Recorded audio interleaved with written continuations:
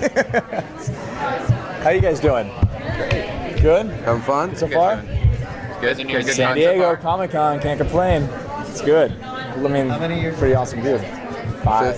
Fourth year. 5th year. Fifth year. 5th year Comic-Con. Because we came here before season 1. Right. We came in with a presentation that people watched and went, "Why are you here? Go home and don't make this show." Oh my God, That's what they right. said. Oh, they hated us first year. We were not. Matt, are you We were not a hit. surprised at how, I mean, every year it seems to get more popular. It does. Every year we've been down here, it's been crazier and crazier. It was kind of cool. I think our third one was actually really fun for us, just because they put us back in the room that we originally were in the first time we were here, when it was like 5 people, and like I said, the questions were less than favorable. Well, it was quick though, 5 people. Oh yeah, it didn't last very long. In and out. We had a lot of time to just kind of hang out on stage and look around the room. There's a lot of seats here, no one in them. So second time we came was cool. They put us in a smaller room. We sold that room out. They were turning people away, and so that was a weird shift already, kind of a total 180. And then the third year we were here, they put us back in the original room that we were in. And same thing, packed. They turned people away because they had too many. And that was a weird realization of, oh wow, this is completely unexpected from the first time we were here. So it has been fun to see the fan base grow, and they get more enthusiastic and passionate every year. And it's humbling and flattering, and it's always fun to come down. Yeah. Well, speaking of other fans, in particular a certain group of fans, Teen Wolf has sort of set a new standard for visibility of gay characters on television. You guys present a world where homophobia doesn't exist. How does it feel to be a part of a show that's breaking new ground and is giving young LGBT people a voice? Wow. Go ahead. Good question. It's amazing. I think it's nice. It's something. It's a freedom that we've had with MTV that's made it really great. And Jeff's done a great job of keeping that a really central part of the show. And I think it's an important thing, and it's nice that the demographic that's watching the show is being introduced to that and being able to see that. So I think it's a fantastic thing we've been able to integrate into the show. Yeah, and I love that you said I love that you refer to it as a sort of an idealistic version of the world, that it isn't an issue, because I think that's I think that's been the sort of hardest thing for the homosexual community, that there hasn't been the movies and the television shows and the books and the sort of comics to be able to go to have a reference of anything, any kind of relationship. So to have it be so nonchalant and that's great. I never thought of it like that. That sort of ideal world where it just really is not an issue. It's a real sort of, it's a complete pleasure, and sort of I hope that it becomes a blueprint for more and more shows. It's a great way to describe it. I really love that. It's really great. I need gum. Derek and Brayden and their developing relationship. What do you want to know? Cute moments I saw in the trailer that you guys were kissing on. It happens. I guess I can probably tease on that now, since it's pretty much out there. Go ahead, tease on what kind of kisser you are. Yeah, there's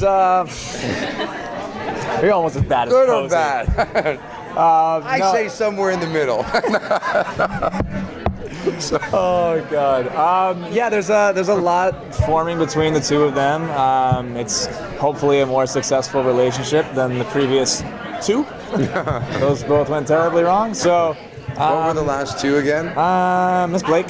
Yes, and the one before Miss Blake. Oh yes, Kate, your sister. She was a delight. So yeah, I think it's nice. Derek's obviously going through something very transitional in his life, and I think Brayden might be the right person to kind of help him through that. So it'll be nice to see how they work together. He deserves it too. Derek really does. Yeah, come on. Yeah, he deserves a very sort of relationships aren't Successful really normal, relationship. but at least for a period of time. Yeah. So what do you guys nerd out about? What are your X-Men. Game of Thrones. And Game of Thrones and X-Men for me. Yep. Do you watch X-Men? I haven't seen the last couple. I'm such a huge fan of X-Men. I love No, X-Men. I've seen a whole bunch of the old X-Men fan, ones. too. I I love love them. X-Men, but Game of Thrones, absolutely. I love Wolverine. Wolverine's always been a favorite of mine. Ridiculous. I love Wolverine. All of them. Yeah. Every single character of X-Men. Does somebody should know this? Does X-Men have a son? One of the comics. Somebody told me there was. Jeez, not X-Men. Wolverine. Yeah, he has Dakin. yeah. He has Dakin, and he Okay. has another clone, X-23. Yeah. Okay.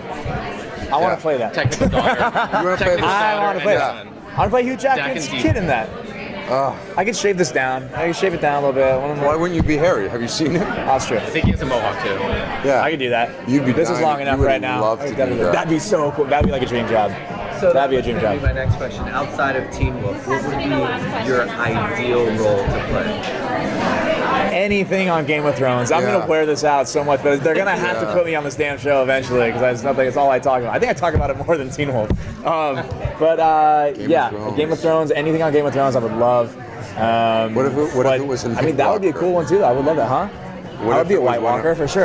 Absolutely. White Walker. I'd Absolutely. say- I think it's the only way I'm gonna get on because I'm not English, and they don't talk. So I'm pretty sure that's my only choice. And that's I'm that's so when you do happy some of to your do best that. Every acting, camera, too. I'm happy to do that. White Walker. I would say X-Men. I would say something on X-Men. If we're gonna go with that, I would say absolutely some character on X-Men. That's a good call. I mean, Game of Thrones would be fun too. That would be amazing. But X-Men, I think, would be just too much fun. What's your ideal X-Men? It's what? What's your ideal cast member of the X-Men? If I played one of the ones, that's hard to say because I really have fallen in love with what everyone has done with these. That's what I always say. It's always so hard because I like what they do already. Yeah, I remember when it was when they were going to do the first one, when Bryan Singer was directed, the very, very first one. It was easier for me to be like, I could see myself doing Cyclops. I could see myself sort of getting into, even at one point, I love the idea of Nightcrawler, that Alan Cumming is, but they've all done such an amazing, Alan Cumming's so brilliant. They're all so great. So I kind of go, we have to create someone new. We need a new X-Men. I don't know. He's been living on a boat somewhere and in the middle of the ocean, and his powers are maybe something to do with the water. That would make sense. Aquaman? Wouldn't be Aquaman. Namor. What? Namor. Yeah. He's Marvel's version of Aquaman, basically. Oh, Yeah, you can look him up. Namor. let's do him. Could I do him? Yeah. Thank you guys.